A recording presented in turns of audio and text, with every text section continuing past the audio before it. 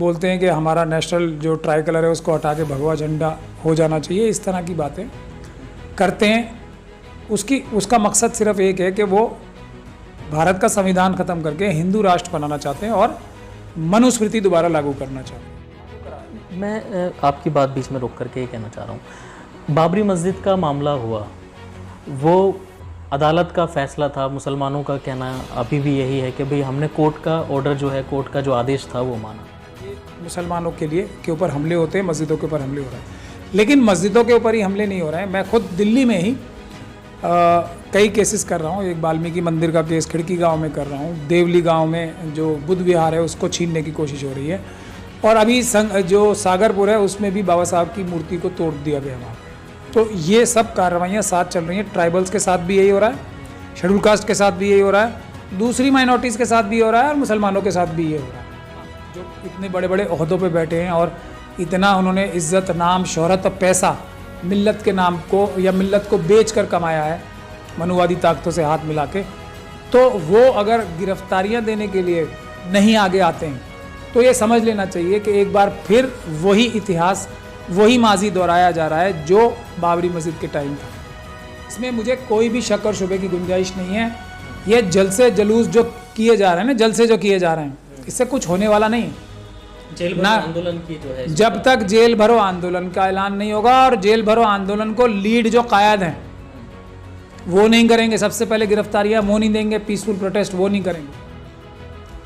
बड़ी बात कर रहे हैं आप, लेकिन हम देखते हैं जब इस तरीके का माहौल होता है तो बहुत कम तंजीमें आवाज़ उठाती हैं। लेकिन अब जो ये ज्ञानवापी मस्जिद का मामला है तो देखा जा रहा है कि तमाम तंजीमें एक प्लेटफॉर्म पर आने की कोशिश कर रही हैं। कुछ असर होगा इससे? मुझे तो कोई भी ऐसा मजबूत कदम अभी तक नज़र नहीं आया। सिर्फ एक मौलाना तौक़ीर रज़ा ने एक मजबूत स्टेटमेंट दी है।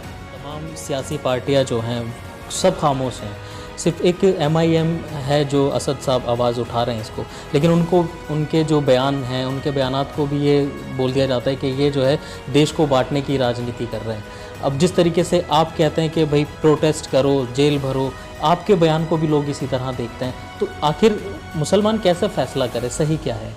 देखिए, हम अपनी बात रख रहे हैं, लेवल के या निचले दर्जे के या मान लीजिए या मिडिल लेवल के जो उलेमा हैं वो भी बहुत बहादुर हैं।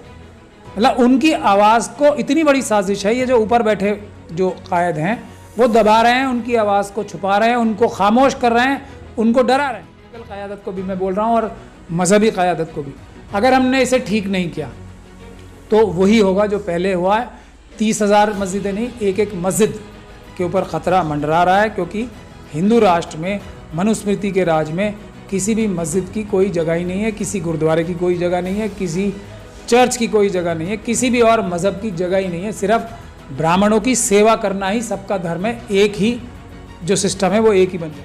सम्राट अशोक ने बुद्ध धर्म ग्रहण किया था और उसके बाद इख्तियार किया था, और उसके बाद उन्होंने लाखों की तादाद में बौद्ध विहार बनाए थे। जब सम्राट अशोक के वंशजों को, यानी कि उनके वारिसों को धोखे से, छल कपट से हरा कर सत्ता इन्होंने कब्जा ली थी मनुवादियों ने दोबारा, तो 1 लाख से भी ज़्यादा बुद्ध विहार तोड़े थे।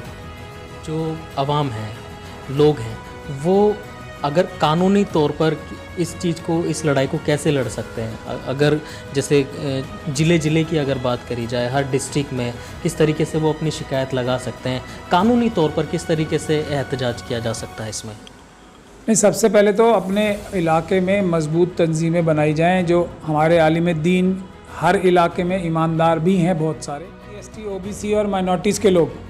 ये जो क्रिमिनल मीडिया है, मेन स्ट्रीम मनुवादी, उसको देखना ही बंद कर दें। मेरा सवाल यह है, जो पूरे इस्लाम को रिप्रेजेंट कर रहे हैं वहाँ पर, जो पूरे मुसलमानों का ठेका लेकर के बैठते हैं और बदनामी करा रहे हैं, यही इन्होंने बाबरी मस्जिद के मामले पर किया, यही इन्होंने ट्रिपल तलाक के मामले पर किया, क्योंकि ये चीज़ें किसी से छुपी नहीं है। वहाँ पर 10 मिनट की जो डिबेट होती है, ऐसे लोगों पर क्या कार्रवाई होनी चाहिए? देखिए, मैंने शुरू में इसी वजह से कुछ दिन के लिए जाना शुरू किया था। आदाब नाजरीन, आप देख रहे हैं एक शाम टीवी, हमारा YouTube चैनल, और मैं अब्दुल वाजिद चिश्ती निज़ामी। जिस तरह ज्ञानवापी मस्जिद का मामला वाराणसी से होते हुए अब पूरे देश में जो है फैल चुका है, उसी तरह ठीक जिस तरह अभी कुछ महीने पहले हिजाब का मामला सामने आया था और वो उस पर इस तरीके से काम किया गया कि हर जगह हिजाब हिजाब हिजाब, और अब जो है मस्जिद हो चाहे दरगाहें हों या इबादत गाहें हों, उनको निशाना बनाया जा रहा है। कोई भी 4 लाइनें लिख करके एक याचिका दायर कर देता है और कोर्ट उस पर अपनी सुनवाई कर लेता है। इन्हीं सारे मुद्दों पर बात करने के लिए मेरे साथ मौजूद हैं एडवोकेट महमूद प्राचा सुप्रीम कोर्ट से। महमूद साहब, सर जिस तरीके से अभी ये सारी हालात चल रहे हैं, चाहे मस्जिद हो, अब तो दरगाहों को भी, अभी जैसे हाल ही में ख्वाजा गरीब नवाज़ की दरगाह को निशाना बनाने की कोशिश की गई, कानून क्या कहता है इन चीज़ों के बारे में? कोशिश नहीं कि निशाना बना लिया गया है, ये कोशिश कहना गलत बात होगी, क्योंकि अजमेर शरीफ को भी निशाना अब बना लिया गया है। मतलब ये 30,000 के करीब मस्जिदें, अगर आप बाबरी मस्जिद के टाइम की मेरी इंटरव्यूज़ देखेंगे, जब जजमेंट आई थी तो मैंने ये कहा था कि आज ये बुज़दिली का मुजाहरा करके जो हमारी क़यादत ने एक ऐसा फ़ैसला लिया है और जिसमें अदम पैरवी भी की गई है, पैरवी ठीक से नहीं की गई और जानबूझ के जो मुकदमा हारने के लिए पूरी एक माहौल तैयार किया गया, ये आने वाले टाइम में बहुत नुकसान पहुंचाएगा और सारी मस्जिदों पे इसके बाद हमला होगा। आज कमोबेश वही हालात बन गए, बल्कि उसके लिए एक बहुत ही तेज़ी से मुहिम मनुवादी ताकतों ने शुरू कर दी है। और इसकी दो वजूहत, बड़ी दो वजूहत हैं। एक वजह है कि बाबा साहब डॉक्टर भीमराव अम्बेडकर ने 1927 में मनुस्मृति जलाई थी और उसके जगह पे एक तरह से देखा जाए तो भारत का संविधान लाया था 1951 में। तो जो मनुवादी मानसिकता के लोग हैं, जो इंसान को इंसान के बराबर नहीं समझते और इंसान को इंसान से कमतर बढ़तर या कमतर समझते हैं, वो चाहते हैं कि मनुस्मृति दोबारा लागू हो। हिंदू राष्ट्र की जो डिमांड्स चल रही हैं, जिसमें सरकार और आरएसएस की पीछे मेन उसके जो रूए रवां समझिए या उसके पीछे जो उनको सारा ऑर्गेनाइज करके देने में जो है, वो हमारे केंद्र के बहुत सारे मंत्री और आरएसएस की जो ऑर्गेनाइजेशन है वो है शामिल। उसी वजह से भारतीय जनता पार्टी के ऑफिस बियरर्स भी, बीजेपी के ऑफिस बियरर्स भी, आरएसएस के बड़े बड़े अहदेदारान और उनके बहुत सारे संगठनों के जो अहदेदार हैं, वो डायरेक्टली हिंदू राष्ट्र बनाने के लिए बात करते हैं। भगवा झंडे को बोलते हैं कि हमारा नेशनल जो ट्राई कलर है उसको हटा के भगवा झंडा हो जाना चाहिए, इस तरह की बातें करते हैं। उसका मकसद सिर्फ एक है कि वो भारत का संविधान ख़त्म करके हिंदू राष्ट्र बनाना चाहते हैं और मनुस्मृति दोबारा लागू करना चाहते हैं। अब ये एक चीज़ है। दूसरा, जो मनुवादी मानसिकता के लोग होते हैं, ये मनुस्मृति भी हज़ारों साल तक किस मकसद से चलाई गई या किस मकसद से की गई कि बाकी सबका हक छीन कर, सबकी प्रॉपर्टी, सबका खाना, सबका अनाज, सबकी हवा, सबका पानी छीन कर कुछ मुट्ठी भर लोगों को के हवाले करना, और वो मुट्ठी भर लोग ही सबका हक खा के, छीन कर, हक मारी करके अपने आप सब कुछ खा लें। यही मनुस्मृति की बुनियाद है। महमूद तो साहब, उसी बात को लागू कराया। मैं आपकी बात बीच में रोक करके ये कहना चाह रहा हूँ, बाबरी मस्जिद का मामला हुआ, वो अदालत का फैसला था। मुसलमानों का कहना अभी भी यही है कि भाई हमने कोर्ट का ऑर्डर जो है, कोर्ट का जो आदेश था वो माना, माहौल ऐसा तैयार कर दिया गया।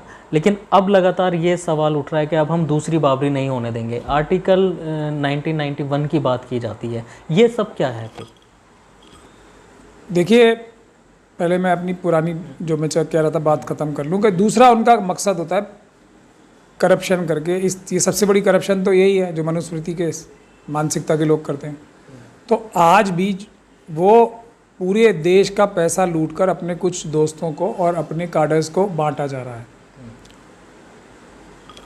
और उसके साथ साथ ये भी देखा जा रहा है कि पाकिस्तान और चाइना दोनों हमारे मुल्क पे कितना बड़ा ख़तरा बन के आ चुके हैं। और चाइना तो 1000 किलोमीटर से भी ज़्यादा ज़मीन जो है पिछले 2-3 सालों में हड़प चुका है हमारी। मगर उन सब जो एक कमज़ोरियाँ हैं सरकार की, या जो मनुवादी मानसिकता के बिजनेसमैन हैं, गुजराती ख़ास तौर पे, वो जो हैं मनुवादी मानसिकता के गुजराती बिजनेसमैन चाइना की कंपनियों के साथ मिलके, उनकी सरकारी कंपनियां जो हैं कम्युनिस्ट पार्टी ऑफ चाइना की या पीपल्स लिबरेशन आर्मी की जो कंपनियां, उसमें डायरेक्टर हैं बहुत सारी कंपनियों में, और वो भारत और चाइना के व्यापार में बहुत बड़ा ट्रेड डेफिसिट भी कर रहे हैं। तो मतलब ये हो रहा है कि भारत का ही पैसा चुरा कर चाइना हमारे खिलाफ अपनी आर्मी को तैयार कर रहा है और हमारे ऊपर हमले कर रहा है हमारे ही पैसे का इस्तेमाल करके, क्योंकि मनुवादी मानसिकता के गुजराती बिजनेसमैन चाइना के साथ हाथ मिला चुके हैं। इस पस मंज़र में अब इस इतनी बड़ी जो 1000 किलोमीटर चाइना खा गया हमारे देश की धरती को, उसको छुपाने के लिए भी एक तो मुसलमानों पे हमला होता है कि वो नैरेटिव तैयार हो, मुसलमानों की नफ़रत पे वोट मिले, और ये जो चाइना के साथ हाथ मिला के गुजराती मनुवादी मानसिकता के बिजनेसमैन जो पैसा चुरा रहे हैं चाइना के साथ मिलके, उस पे भी पर्दा डाल के रखा जाए। इन दोनों वजूहात से ये मुसलमानों के लिए के ऊपर हमले होते हैं, मस्जिदों के ऊपर हमले हो रहे हैं। लेकिन मस्जिदों के ऊपर ही हमले नहीं हो रहे हैं। मैं खुद दिल्ली में ही कई केसेस कर रहा हूँ। एक वाल्मीकि मंदिर का केस खिड़की गांव में कर रहा हूँ, देवली गांव में जो बुद्ध विहार है उसको छीनने की कोशिश हो रही है, और अभी जो सागरपुर है उसमें भी बाबा साहब की मूर्ति को तोड़ दिया गया वहाँ पे। तो ये सब कार्रवाइयाँ साथ चल रही हैं। ट्राइबल्स के साथ भी यही हो रहा है, शेड्यूल कास्ट के साथ भी यही हो रहा है, दूसरी माइनॉरिटीज़ के साथ भी हो रहा है, और मुसलमानों के साथ भी ये हो रहा है। अब 1991 का एक्ट जो आपने फरमाया अभी, उस पे आते हैं। वो साफ तौर पे दो चीज़ें मना करता है। Religious places of worship act special provisions 1991 दो चीज़ें ख़ास तौर पे ममनून करता है, मना करता है। यानी कि 1947 15 अगस्त के दिन जो रिलीजियस प्लेस या धार्मिक स्थल या मजहबी जगह जिस तरह की थी, जो उसका स्टेचर था या जो उसका शेप था या जो उसका कैरेक्टर था, उसको बदला नहीं जाएगा। ये सेक्शन 3। सेक्शन 4 ये कहता है कि किसी भी अदालत में, किसी भी फोरम में, किसी भी अदलिया में ये ताकत ही नहीं है कि इस तरह का कोई केस भी वो एंटरटेन कर सके। अब उसी की धज्जियाँ उड़ा के इस तरह के केस डाले जा रहे हैं। लेकिन जैसे पहले मिली भगत से हमारी अपनी ही तंजीमों की बाबरी मस्जिद, ट्रिपल तलाक, हिजाब का मुद्दा, जिस तरीके से जिन वकीलों ने, ख़ास तौर पे उनमें एक वकील का नाम तो सबको पता ही है, उनको करोड़ों रुपए की फ़ीस भी दी गई और मुकदमा भी हारा गया। तो ये दोबारा के दोबारा वही हो रहा है। लेकिन कुछ हम जैसे लोगों की वजह से अब ये लोग कुछ एक्सपोज हो रहे हैं, तो कुछ मुंह दिखाई के लिए थोड़ा कुछ आजकल करने लगे हैं। लेकिन उस धोखे में बिल्कुल नहीं आना चाहिए। अगर पीसफुल प्रोटेस्ट नहीं कर रही कोई भी तंजीम, तो आपको समझ लेना चाहिए कि वो आरएसएस और बीजेपी से मिली हुई है। अगर उसके रहनुमा जो इतने बड़े बड़े ओहदों पे बैठे हैं और इतना उन्होंने इज़्ज़त, नाम, शोहरत और पैसा मिल्लत के नाम को या मिल्लत को बेच कर कमाया है मनुवादी ताकतों से हाथ मिला के, तो वो अगर गिरफ्तारियां देने के लिए नहीं आगे आते हैं, तो ये समझ लेना चाहिए कि एक बार फिर वही इतिहास, वही माजी दोहराया जा रहा है जो बाबरी मस्जिद के टाइम था। इसमें मुझे कोई भी शक और शुबे की गुंजाइश नहीं है। ये जलसे जुलूस जो किए जा रहे हैं ना, जलसे जो किए जा रहे हैं, इससे कुछ होने वाला नहीं है। जेल भरो आंदोलन की जो है, जब तक जेल भरो आंदोलन का ऐलान नहीं होगा, और जेल भरो आंदोलन को लीड जो कायद हैं वो नहीं करेंगे, सबसे पहले गिरफ्तारियां वो नहीं देंगे, पीसफुल प्रोटेस्ट वो नहीं करेंगे, तब तक ये समझ लेना चाहिए वो हर तंजीम, वो हर नेता बेईमान है, आरएसएस से मिला हुआ है और साजिश का हिस्सा है। बड़ी बात कर रहे हैं आप। लेकिन हम देखते हैं जब इस तरीके का माहौल होता है तो बहुत कम तंजीमें आवाज़ उठाती हैं। लेकिन अब जो ये ज्ञानवापी मस्जिद का मामला आया तो देखा जा रहा है कि तमाम तंजीमें एक प्लेटफॉर्म पर आने की कोशिश कर रही हैं। कुछ असर होगा इससे? मुझे तो कोई भी ऐसा मजबूत कदम अभी तक नज़र नहीं आया। सिर्फ एक मौलाना तौकीर रज़ा ने एक मजबूत स्टेटमेंट दी है, लेकिन उस पर अभी तक अमल शुरू नहीं किया है। एक दारुल उलूम देवबंद के मोहतमिम साहब हैं, उन्होंने भी एक मजबूत स्टेटमेंट दी थी, लेकिन उस पर अमल अभी तक नहीं हुआ है। बाकी तो हमारे बड़े बड़े जो सो कॉल्ड कायद हैं, जो मनुवादी मानसिकता के लोगों से एकदम या उनके से उनका बहुत गहरे तार जुड़े हुए हैं, वो तो ये कह रहे हैं अभी कि मुसलमानों को खामोश घर में बैठना चाहिए। ये लोग बेईमान हैं, लालची हैं, डरपोक हैं। इनकी सबसे पहले हमें इनकी पकड़ करनी चाहिए, क्योंकि ये एक तरह से ज़रूरी भी है और एक तरह से आसान भी है। इनको सीधे रास्ते पे लाना से हमारी काफ़ी मुश्किलें हल हो जाएंगी। तो सबसे पहले मैं मुस्लिम कम्युनिटी से ख़ास तौर पे गुजारिश करता हूँ कि इन सभी तंजीमों के लीडरान के घर के बाहर प्रोटेस्ट शुरू करें। अभी हम देख रहे हैं कि तमाम सियासी पार्टियां जो हैं सब खामोश हैं। सिर्फ एक MIM है जो असद साहब आवाज़ उठा रहे हैं इसको, लेकिन उनको उनके जो बयान हैं, उनके बयानात को भी ये बोल दिया जाता है कि ये जो है देश को बांटने की राजनीति कर रहे हैं। अब जिस तरीके से आप कहते हैं कि भाई प्रोटेस्ट करो, जेल भरो, आपके बयान को भी लोग इसी तरह देखते हैं, तो आखिर मुसलमान कैसे फैसला करे, सही क्या है? देखिए, हम अपनी बात रख रहे हैं, मैं असदुद्दीन ओवैसी साहब भी कह रहे हैं ना, सिर्फ कर नहीं रहे हैं। जब तक वो करेंगे नहीं, जब तक कोई काम बात बनने वाली नहीं है।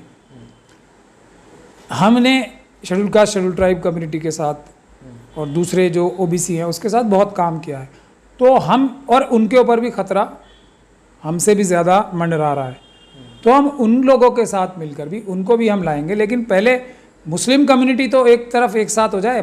बुज़दिली का जो हमारे कायद, अब देखिए मज़ेदार बात यह है कि जो मिडिल लेवल के या निचले दर्जे के या मान लीजिए या मिडिल लेवल के जो उलेमा हैं वो भी बहुत बहादुर हैं।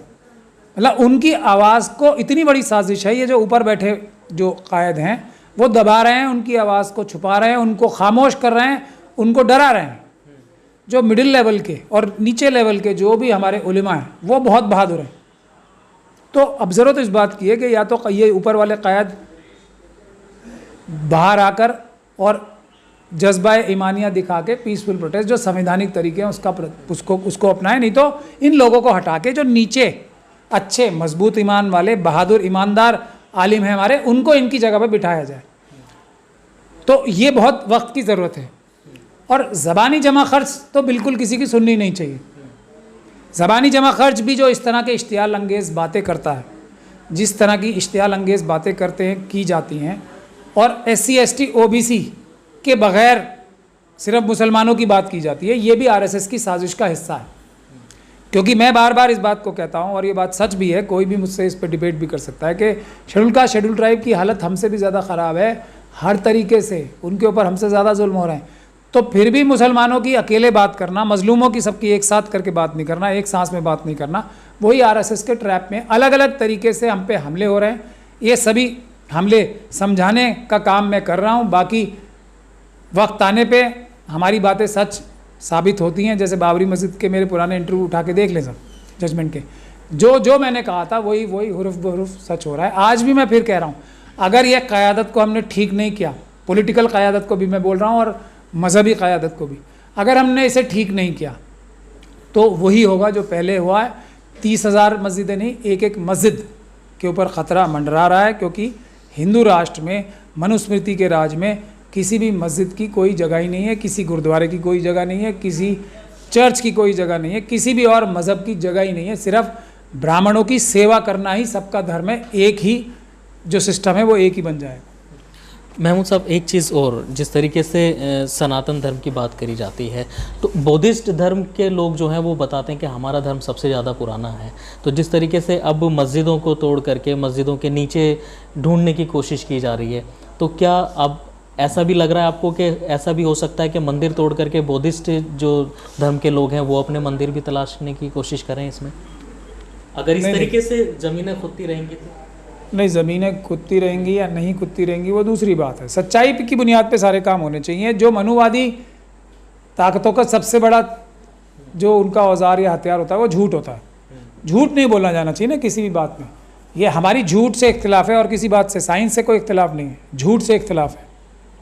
ये झूठा बहतान लगा के और पूरे प्लानिंग करके अपनी क्रिमिनल मीडिया जो इनकी main stream media so called कहलाई जाती है, मनुवादियों से भरी हुई है, तो वो एक नैरेटिव तैयार करके झूठ को ही सच बताने लगते हैं। वो उससे हमारा इख्तिलाफ है। जहाँ तक बुद्ध धर्म की बात है, जैनिज़्म और बुद्धिज़्म दो सबसे बड़े रिएक्शन या ऑपोजिशन मनुवाद के खिलाफ आए थे, और इसीलिए सम्राट अशोक ने बुद्ध धर्म ग्रहण किया था और उसके बाद इख्तियार किया था, और उसके बाद उन्होंने लाखों की तादाद में बौद्ध विहार बनाए थे।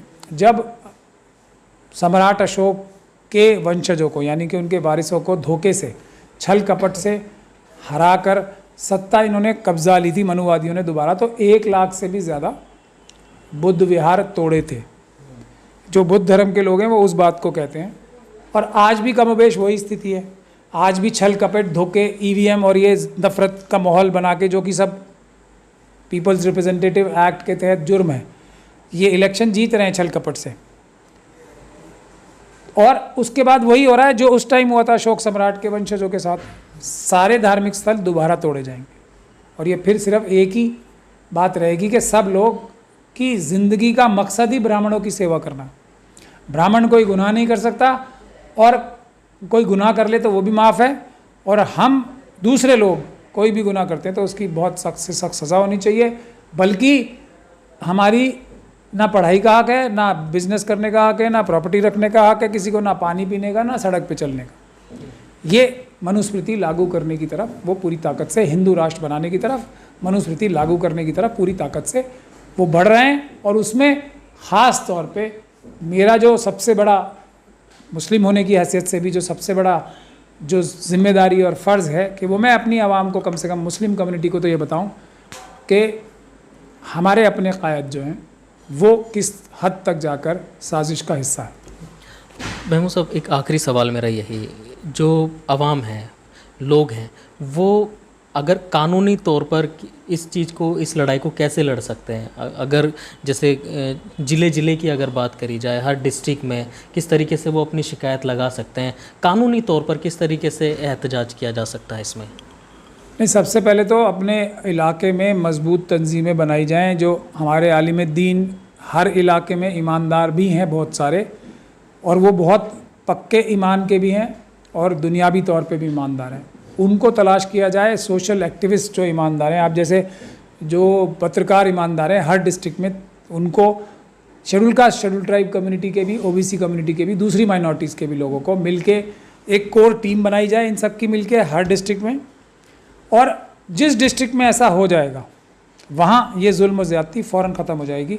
अगर ऐसी किसी भी डिस्ट्रिक्ट में ये तंजीमें बनती हैं शेड्यूल कास्ट, शेड्यूल ट्राइब और माइनॉरिटीज़ की और ओबीसीज़ की मिला के, तो मैं खुद वहाँ आने को तैयार हूँ। उनकी तंजीम भी बनाएंगे और फिर हम देखते हैं और दिखाते हैं कि भारत के संविधान में कितनी ताकत है।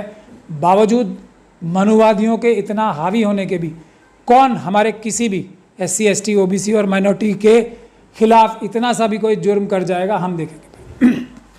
सियासी माहौल के लिए क्या कहना चाहेंगे आप? क्योंकि अब इस पे राजनीति शुरू हो गई है, एक मीडिया ट्रायल शुरू हो गया है, रोज़ शाम को जो है डिबेट हो रही है, और उन ऐसे लोगों के लिए जो मुस्लिम धर्म गुरु बन करके पूरे इस्लाम को रिप्रेजेंट कर रहे हैं वहाँ पर और अपने बयानात जारी कर रहे हैं, जिनको कोई जानता भी नहीं, ऐसे लोगों के खिलाफ क्या कार्रवाई करने की ज़रूरत है? इन चीज़ों को कैसे रोका जाए?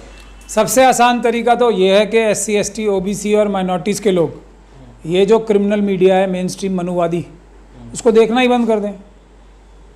सबसे आसान तरीका तो ये है। लेकिन लोग देख रहे हैं ना, देख रहे हैं तो बेवकूफ़ी कर रहे हैं। अब जब हम लोग ये अपील कर रहे हैं, अब से मैं ये अपील करनी भी शुरू करूँगा, टीवी जो मेन स्ट्रीम मीडिया है वो देखना ही बंद कर दें। अगर देखना बंद कर देंगे तो उसकी रेलेवेंसी ख़त्म हो जाएगी। आप लोग हैं ना ईमानदार पत्रकार, सोशल मीडिया पे जो पत्रकारिता कर रहे हैं, या जो सहाफ़ी हैं सोशल मीडिया के, उन्हें देखें ना, वो सच बता रहे हैं, उनको देखें। देखना ही है तो टीवी पे न्यूज़ देखना तो बिल्कुल बंद कर दें। अपने आप दुरुस्त हो जाएंगे, इनके होश ठिकाने अपने आप आ जाएंगे, बंद ही कर दें। मेरा सवाल यह है, जो पूरे इस्लाम को रिप्रेजेंट कर रहे हैं वहाँ पर, जो पूरे मुसलमानों का ठेका लेकर के बैठते हैं और बदनामी करा रहे हैं, यही इन्होंने बाबरी मस्जिद के मामले पर किया, यही इन्होंने ट्रिपल तलाक के मामले पर किया, क्योंकि ये चीज़ें किसी से छुपी नहीं है। वहाँ पर 10 मिनट की जो डिबेट होती है, ऐसे लोगों पर क्या कार्रवाई होनी चाहिए? देखिए, मैंने शुरू में इसी वजह से कुछ दिन के लिए जाना शुरू किया था कि लोगों को ये एक अंदाज़ा हो जाए कि इस बिकी हुई मीडिया, जो बेईमान मीडिया है, उसमें भी जो मुखालफत है या जो अपनी बात जो है रखी जा सकती है। लेकिन उसके बाद मैंने वहाँ जाना बंद कर दिया। मुझे रोज़ फ़ोन आते हैं ये क्रिमिनल मीडिया के कि आप प्लीज़ आ जाओ, मैं तो जाता नहीं हूँ।